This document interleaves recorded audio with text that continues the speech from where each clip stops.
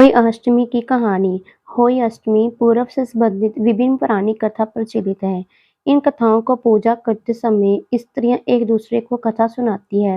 होई अष्टमी से संबंधित प्रचलित दो कथाएं हैं। प्राचीन काल में एक साहूकार था, जिसके 7 बेटे और 7 बहुएं थी। इन साहूकार की एक बेटी भी थी, जो दीपावली के अवसर पर ससुराल से मायके आई थी। दीपावली पर घर को लीपने के लिए सातें बहुएं मिट्टी लाने जंगल में गई, तो ननद भी उनके साथ जंगल की ओर चल पड़ी। साहूकार की बेटी जहां से मिट्टी ले रही थी, उसी स्थान पर शाही अपने 7 बेटों के साथ रहती थी। खोदते हुए गलती से साहूकार की बेटी से खुरपी से स्याहू का एक बच्चा मर गया।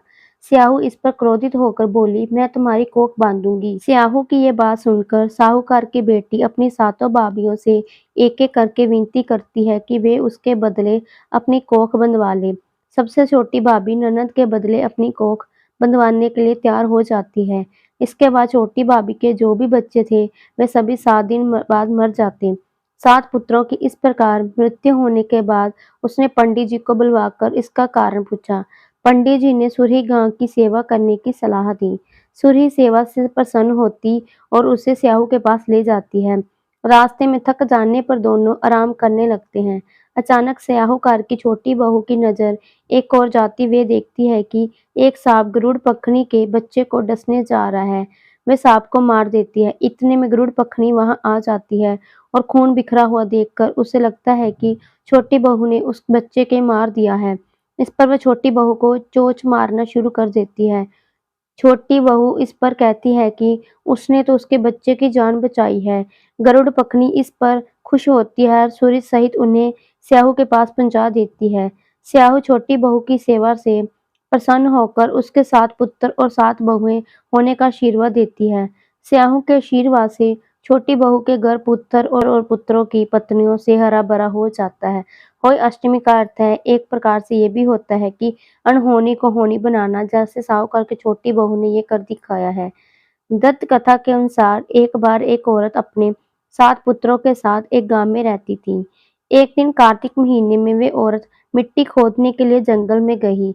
वहां पर उसने गलती से एक पशु के शावक की अपनी कुल्हाड़ी से हत्या कर दी।